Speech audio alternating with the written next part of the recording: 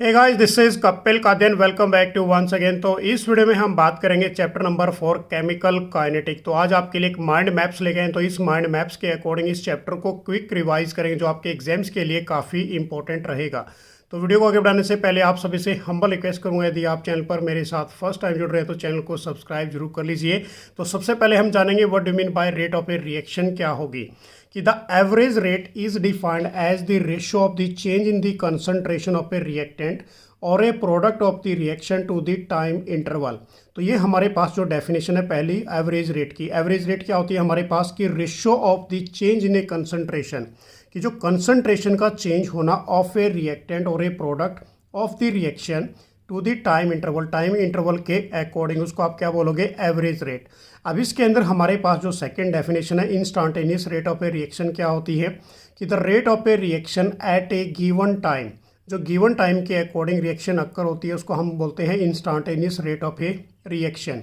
Third हमारे पास है इसके अंदर कि the instantaneous rate at the beginning of the reaction. अब बेसिकली जो बिगनिंग स्टार्टिंग होती है तो उसको हम क्या बोलते हैं, this is A initial rate of a reaction. जो स्टार्टिंग के अंदर होती है उसको initial rate of a reaction. Next हमारे पास है कि instantaneous rate is determined for. अब डिटरमाइंड फ्रॉम बेसिकली किसके द्वारा डिटरमाइन करते हैं, ग्राफ ऑफ ए कंसंट्रेशन, हमारे पास जो ग्राफ होगा कंसंट्रेशन का, और secondly time by drawing is a line tangent. तो वो क्या बनेगा हमारे पास, लाइन टेंजेंट बनेगा, जैसा कि आप यहाँ पर देख सकते हो बेसिकली इसके अंदर। उसके बाद कि to a curve at that of a particular time, तो इसके किसके अकॉर्डिंग होगा, ये बेसिकली एक पर्टिकुलर टाइम के अकॉर्डिंग। अब इसमें नेक्स्ट हमारे पास है रिएक्शन रेट लो क्या होता है। This is a very very important topic your exams. तो सबसे पहले आप डेफिनेशन करोगे कि डेफिनेशन हमारे पास रिएक्शन रेट लो की क्या होगी कि द रेट आर कि will always be proportional to the product. ये बेसिकली किसके प्रोपोर्शनल होगा, प्रोडक्ट के, of the initial concentration of the reactant. अब देखिए इस केस में बेसिकली बच्चों क्या बताया गया कि जो हमारे पास रेट है आर, स्मॉल आर से डिनोट करते हैं कि विल ऑलवेज बी प्रोपोर्शनल, ये किसके प्रोपोर्शनल होगा, to the product of a initial concentration of the reactant के। अब इस केस में समझिए यहाँ पर कि फॉर ए जनरल रिएक्शन, आपने जनरल रिएक्शन ले ली यहाँ पर A X plus B Y. अब ए और बी हमारे पास this is a coefficient number of moles कहते हैं, चेंज इनटू ए प्रोडक्ट, ये प्रोडक्ट के अंदर बेसिकली चेंज हो रहा है। अब इसके अंदर हमारे पास रेट लो एक्सप्रेशन क्या होगा कि रेट इज इक्वल टू, ये हमारे पास के क्या है यहाँ पर, this is a rate constant. उसके बाद x की पावर m, y की पावर n। अब ये हमारे पास जो पावर है बेसिकली ऊपर चली गई, x y हमारे पास क्या है, this is A molar concentration of A x and y। जब ब्रैकेट में डालते हैं तो हमारे पास ये क्या बनेगी, molar concentration of A x and y।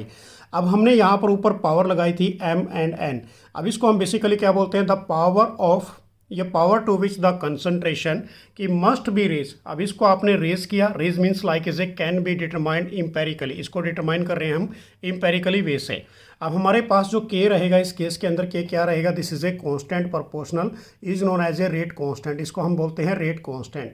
अब इसको भी डिटरमाइन इम्पेरिकली करोगे आप, ओनली वैलिड फॉर ए, किसके लिए वैलिड रहेगा, ये specific reaction at a specific temperature के लिए। तो ये हमारे पास टॉपिक काफ़ी इंपॉर्टेंट है, रेट लो एक्सप्रेशन क्या होता है। अब उसके बाद नेक्स्ट हमारे पास instantaneous rate of a chemical reaction क्या होगी। अब इसके अंदर देखिए सबसे पहले कि the rate of a reaction change from time to time as the reaction happen. देखो जो टाइम टू टाइम चेंज होती रहती है हमारे पास रेट ऑफ ए रिएक्शन, उसको हम बेसिकली क्या बोलेंगे, instantaneous rate of a chemical reaction. अब इसका जो सेकेंड पॉइंट है हमारे पास कि द रिएक्शन या the rate reaction at a particular time is called is A instantaneous rate, उसको आप क्या बोलोगे, इंस्टेंटेनियस रेट। कि जो रेट ऑफ ए रिएक्शन जो एक पर्टिकुलर टाइम के अकॉर्डिंग होती है उसको इंस्टेंटेनियस रेट कहेंगे। नेक्स्ट हमारे पास है the instantaneous rate of a reaction is equal to, किसके इक्वल होगी, gradient of a tangent at a particular time के। अब इस केस में मैं आपको ये कर्व दिखाने वाला हूँ, तो कर्व के अकॉर्डिंग देखिए इसके अंदर हमारे पास क्या है यहाँ पर, तो ये जो कर्व रहेगा टाइम प्लस, अब ये हमारे पास है प्रोडक्ट, ये टाइम है इधर, इधर हमारे पास प्रोडक्ट। अब इस केस में जो कर्व है हमारे पास वो सबसे पहले क्या हो रहा है, इंक्रीज, उसके बाद वो डिक्रीज होना स्टार्ट हो गया। अब यहाँ पर जो टाइम के अकॉर्डिंग की यदि बात करें तो टेंजेंट हमारे पास यहाँ पर शो होगा, टेंजेंट एट ए T1 के ऊपर। अब ये डेल्टा टी हमारे पास, ये delta P, this is a rate of change of A product, this is a rate of change of a time. अब इस केस में हम रेट ऑफ ए रिएक्शन क्या लिखेंगे कि delta product, change of A product divide by the time, हमारे पास जो टाइम चेंज हुआ है तो यहाँ पर change the amount of A product और उसके बाद क्या है divide by the change of the time. Next हमारे पास जो टॉपिक रहेगा ये भी काफ़ी इंपॉर्टेंट है, average rate of a chemical reaction क्या होती है। ये डेफिनेशन सारी इंपॉर्टेंट रहने वाली एग्जाम्स के लिए।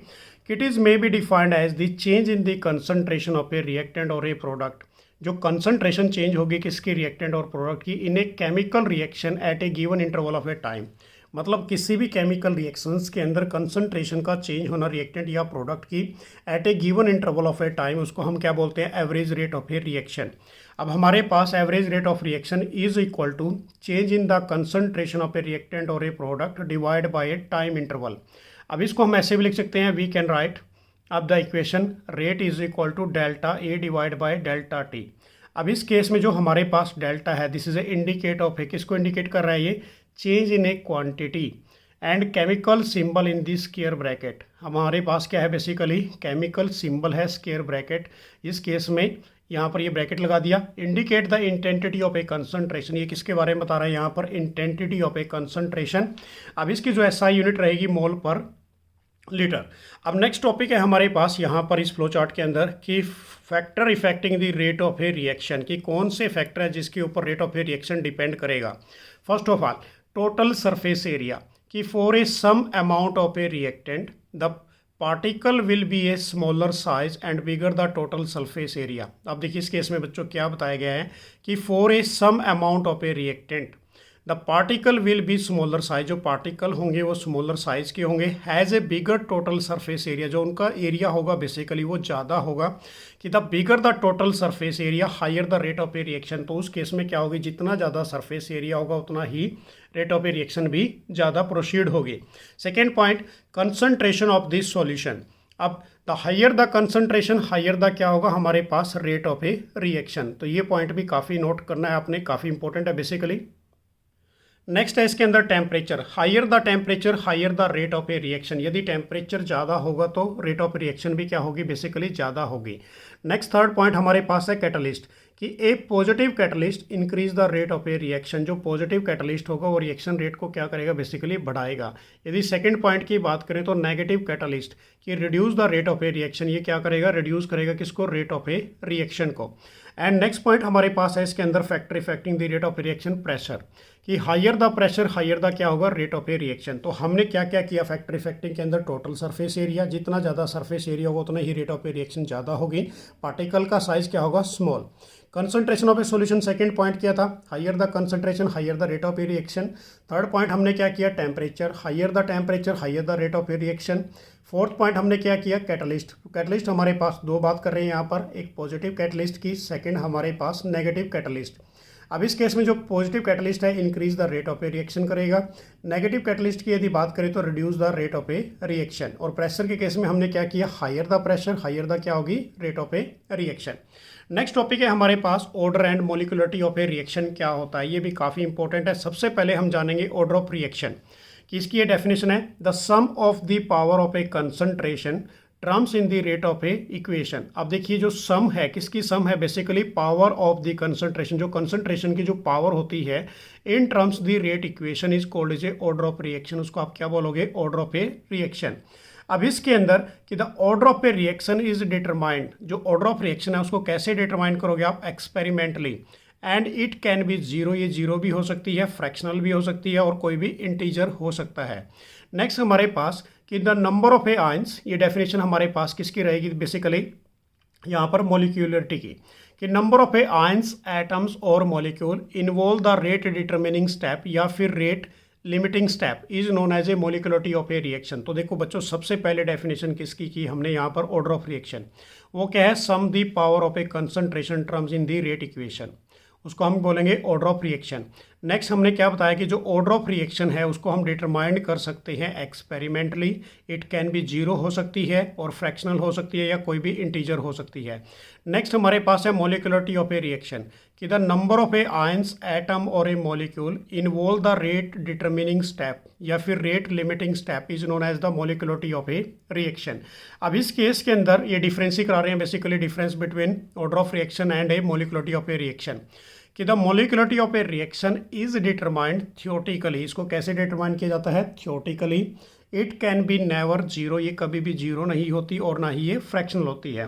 अब इसके अंदर ये काफ़ी इंपॉर्टेंट है, जो आपको टेबल यहाँ पर दिखाई दे रही है रिएक्शन, हमारे पास जो रिएक्शन है उनके ऑर्डर की बात करेंगे और उनकी एसआई यूनिट, ये वेरी वेरी इंपॉर्टेंट पार्ट है। सबसे पहले जीरो ऑर्डर रिएक्शन की बात करते हैं, तो उसका ऑर्डर क्या होगा? जीरो। अब इसकी जो एसआई यूनिट निकालनी है आपने, वो क्या होगी हमारे पास? मोल पर litre inverse divide by second multiply by 1 by mole litre inverse और इसकी पावर जीरो।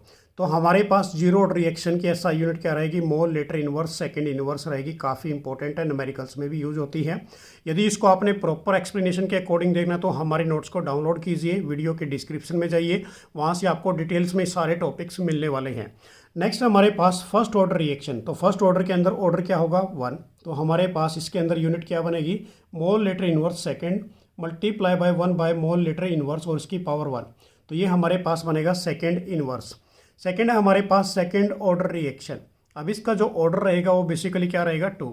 अब इसकी जो एसआई यूनिट बनेगी हमारे पास litre mole inverse second inverse. तो ये तीनों यूनिट्स आपने याद करनी है अपने एग्जाम्स के लिए। नेक्स्ट टॉपिक हमारे पास यहाँ से स्टार्ट हो जाता है बेसिकली, यदि बात करें वो है half life of A first order reaction. अब हमारे पास हाफ लाइफ, पहले तो हम बेसिकली बात करेंगे जीरो ऑर्डर की, फिर बात करेंगे हम फर्स्ट ऑर्डर की। तो सबसे पहले हम बात कर लेते हैं जीरो ऑर्डर की, तो ये काफ़ी इंपॉर्टेंट टॉपिक है। तो ये देखिए हाफ लाइफ इक्वेशन कि in a zero order reaction, मतलब क्या होगा इसके अंदर? T half is a directly proportional. किसके डायरेक्टली प्रोपोर्शनल होगा? ये बेसिकली इनिशियल कंसंट्रेशन के। इनिशियल कंसंट्रेशन हमारे पास यदि बात करें इसके अंदर बेसिकली बच्चों, तो उस केस में क्या करोगे? T1/2 करोगे। ये हमारे पास molar concentration of a naught divide by 2K, ये डेरिवेशन है हमारे पास जीरो ऑर्डर का। अब ये जीरो ऑर्डर प्रोसीड हो रही है, तो इसका मतलब रेट इज इक्वल टू किसके इक्वल होगा? रेट कांस्टेंट के। फर्स्ट ऑर्डर के अंदर हमारे पास T half does not depend upon the initial concentration. 1 marks question for your final board exams, very important, कि जीरो ऑर्डर के अंदर वो किसके ऊपर डिपेंड करेगा? इनिशियल कंसंट्रेशन के। फर्स्ट ऑर्डर में वो बेसिकली डिपेंड नहीं करेगा इनिशियल कंसंट्रेशन के। नेक्स्ट हमारे पास है half life of a reaction. Half life reaction क्या होती है? अब इसकी डेफिनेशन कि the half life of a reaction is the time in which the concentration of a reactant is reduce to 1/2। जो हमारे पास कंसंट्रेशन है वो रिड्यूस हो जाती है कितनी? 1/2 ऑफ ए इनिशियल कंसंट्रेशन से। It can be represented by T half. इसको किससे रिप्रेजेंट करोगे? टी हाफ से।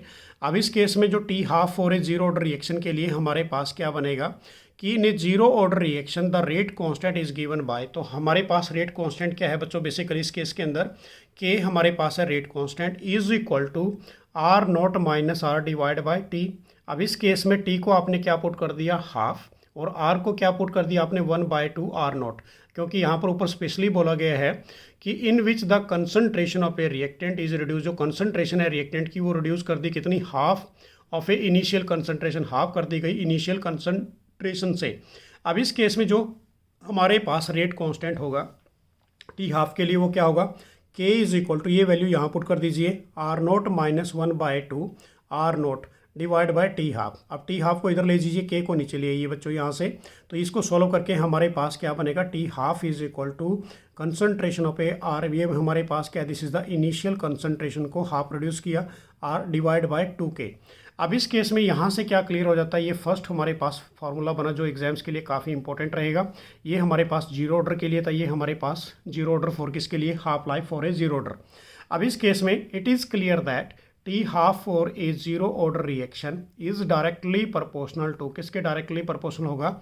Initial concentration of the reactant and inversely proportional to the rate constant के। ये इंपॉर्टेंट डेफिनेशन रहेगी आपके लिए। उसके बाद नेक्स्ट है हमारे पास half life for a first order reaction. अब फर्स्ट ऑर्डर रिएक्शन के बारे में हाफ लाइफ की बात करेंगे कि हाफ लाइफ मतलब T half, the time required for a concentration of a reactant to decrease to the half of it is initial concentration. कितना हाफ कर दिया उसको? इनिशियल कंसंट्रेशन का हाफ कर दिया। तो t half is equal to t के equal कर दिया बेसिकली बच्चों। ए इज इक्वल टू क्या कर दिया? A0 divide by 2।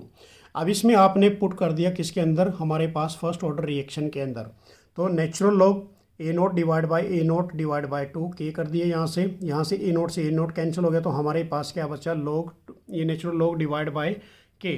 अब इस केस में इसकी वैल्यू क्या होती है हमारे पास? 0.693 डिवाइड बाय के। अब नेक्स्ट टॉपिक है हमारे पास, काफ़ी इंपॉर्टेंट है, determining rate low and integrated rate low for a zero and first order reaction. अब इसको आपने बिल्कुल टेबल के अकॉर्डिंग समझना है। सबसे पहले हमारे पास है ऑर्डर, रेट लो, इंटीग्रेटेड रेट लो, लीनियर प्लॉट्स, और उसके बाद स्लोप, एंड उसके बाद हमारे पास एसआई यूनिट। अब जीरो ऑर्डर की यदि बात करते हैं तो जीरो ऑर्डर के अंदर हमारे पास रेट इज इक्वल टू किसके इक्वल होगा, रेट कांस्टेंट के। अब जो इसमें इंटीग्रेटेड रेट लो की इक्वेशन बनेगी जो न्यूमेरिकल में यूज होगी, हमारे पास concentration of a naught minus concentration of a with respect to the time is equal to क्या होगी, के टी।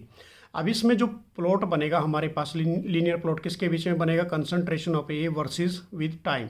अब स्लोप क्या बनने वाला है इसके अंदर, नेगेटिव स्लोप बनेगा। इसकी एसआई यूनिट क्या रहेगी हमारे पास, mole litre inverse second inverse. यदि फर्स्ट ऑर्डर की बात करें तो रेट इज इक्वल टू किसके इक्वल होगा, रेट कांस्टेंट, और हमारे पास initial concentration of the reactant. तो इस केस में जो हमारे पास इंटीग्रेटेड रेट लो बनता है फर्स्ट ऑर्डर के लिए, ln और a divide by a naught is equal to k t. अब माइनस का साइन है यहाँ पर, ये याद रखना आपने। अब इसके बीच में जो लीनियर प्लॉट बनेगा ln a versus with respect to time. अब इसमें भी स्लोप क्या बनेगा, नेगेटिव, तो इसकी एसआई यूनिट क्या रहेगी हमारे पास, second inverse for a first order reaction. Next topic है हमारे पास concept of a collision theory, ये काफ़ी इंपॉर्टेंट है। उसके बाद एक्टिवेशन एनर्जी की बात करेंगे, उसके बाद हमारे पास आर्हेनियस इक्वेशन। सबसे पहले बात कर लेते हैं concept of a collision theory कि मैक्स टूरेट और William Lewis gave the theory of, ये थ्योरी दी गई थी 1916 टू द 1918 के अंदर। अब इसके अंदर the molecule of a reactant, ये डेफिनेशन रहेगी बेसिकली इसके अंदर कि the molecule of the reactant are assume to be a hard sphere, जो मॉलिक्यूल्स है रिएक्टेंट के वो अज्यूम किए गए एक हार्ड स्फेयर के रूप में, and the reactant are assumed to occur only the when these are a sphere molecule collide with each other, वापस में एक दूसरे के साथ क्या करेंगे, टकराएंगे, ठीक है ना। अब इसके अंदर लेट द रिएक्शन हमारे पास क्या है, P प्लस क्या हो, चेंज इनटू द प्रोडक्ट। अब इस केस में now as with the collision theory, हमारे पास जो कोलिजन थ्योरी है वो बेसिकली क्या होगी, rate is equal to P, ये हमारे पास जेड, और जेड के पैर में क्या है बेसिकली बच्चों, पी इंटू क्याउ, और उसके बाद दिस इज ए रो। अब उसके बाद ई की power minus E A divide by R T. अब ये आपको वन बाय वन समझना है यहाँ से। अब note the collision frequency calculated by the number of a collision. अब जो कोलिजन फ्रीक्वेंसी को आपने कैलकुलेट करना है, it means is a by the number of a collision per second per unit volume of the reacting mixture. तो देखो सबसे पहले हमने बात की कोलिजन थ्योरी, आपस में पार्टिकल्स का टकराना। तो molecule of a reactant assume क्या अज्यूम हुए, वो बेसिकली हार्ड स्फेयर। अब इसके अंदर जो रिएक्शन अज्यूम की गई बेसिकली किसका, आपस में टकराना उन स्फेयर का, उन मॉलिक्यूल्स का। अब यहाँ से P प्लस क्या हो कि आपने प्रोडक्ट, हमारे पास कोलिजन थ्योरी क्या होगी basically, rate is equal to, हमारे पास ये कोलिजन थ्योरी है। अब इसमें हमने ये जो डेफिनेशन की, this is a collision frequency, कि collision frequency calculated by the number of a collision per second per unit volume of the reacting mixture. अब इसके अंदर ये आपने समझना है बेसिकली जेड पी क्या हो हमारे पास, this is a collision frequency of a P and क्या हो। उसके बाद ई ए हमारे पास क्या है, this is a activation energy, R हमारे पास universal gas constant, T temperature होगा बेसिकली एक एब्सोल्यूट स्केल के अकॉर्डिंग, और ये हमारे पास this is a steric factor. Next है हमारे पास एक्टिवेशन एनर्जी क्या होती है, जिसको हम डिनोट करते हैं बेसिकली ई ए से। अब activation energy the minimum amount of a extra energy needed by the reacting molecules, कि वो मिनिमम एनर्जी जो बेसिकली किसके लिए होगी, amount of a extra energy needed. Simple definition है बच्चों यहाँ से कि activation energy the minimum amount of a extra energy needed by the reacting molecules, किसके लिए, रिएक्टिंग मॉलिक्यूल्स के लिए, to get converted into a product, जो बेसिकली रिएक्टेंट को कन्वर्ट करेगी किसके अंदर, प्रोडक्ट के अंदर। It is usually measured in a joules, इसको हम किस में मेजर करेंगे, जूल्स के अंदर, किलो जूल्स के अंदर, या फिर हमारे पास किलो जूल पर मोल के अंदर, या फिर केल्विन हमारे पास कैलोरी, और उसके बाद डिवाइड बाय मोल्स। अब इस केस में फॉर एक्जोथर्मिक रिएक्शन की बात करेंगे, फॉर एंडोथर्मिक रिएक्शन की बात करेंगे, तो हमारे पास यदि एक्जोथर्मिक रिएक्शन की बात करते हैं, E a this is a forward reaction is less than of a किससे होगी, ई ए बैकवर्ड रिएक्शन से। अब यदि एंडोथर्मिक की बात करते हैं तो forward reaction is greater than of A backward reaction, ये ग्रेटर देन होगी इस केस में। नेक्स्ट है हमारे पास आर्हेनियस इक्वेशन। अब आर्हेनियस इक्वेशन बेसिकली काफ़ी इंपॉर्टेंट है। अब इसके अंदर in an expression that provide the relationship between, किसके बीच में रिलेशनशिप है, रेट कांस्टेंट एब्सोल्यूट टेम्परेचर, ठीक है ना। एंड ए फैक्टर, अब ये हमारे पास ये फैक्टर की बात करनी है यहाँ पर, आल्सो नो जैसे क्या बोलते हैं इसको, एक्सपोटेंशियल फैक्टर या फिर फ्रीक्वेंसी फैक्टर। अब इस केस में के डायरेक्टली प्रोपोर्शनल ई की power minus A divide by R T. अब यहाँ से डायरेक्टली प्रोपोर्शनल का साइन हटा के क्या लगा देते हैं, ये हमारे पास है, this is A frequency factor. इसको आप क्या बोलोगे, फ्रीक्वेंसी फैक्टर, या फिर हमारे पास एक्सपोटेंशियल फैक्टर। अब ये हमारे पास एक्टिवेशन एनर्जी होगी, टी हमारे पास एब्सोल्यूट टेम्परेचर होगा, आर हमारे पास यूनिवर्सल गैस कांस्टेंट, और के क्या रहेगा इस केस के अंदर, rate constant of a reaction. तो ये था हमारे पास जो टोटल फ्लो चार्ट जो मैंने एक्सप्लेन किया आपकी इस वीडियो के अंदर। तो थैंक्स फॉर वाचिंग। तो नेक्स्ट वीडियो में फिर कुछ इंपॉर्टेंट टॉपिक लेके आएंगे आप सभी के लिए। Best of luck. जय हिंद, जय भारत।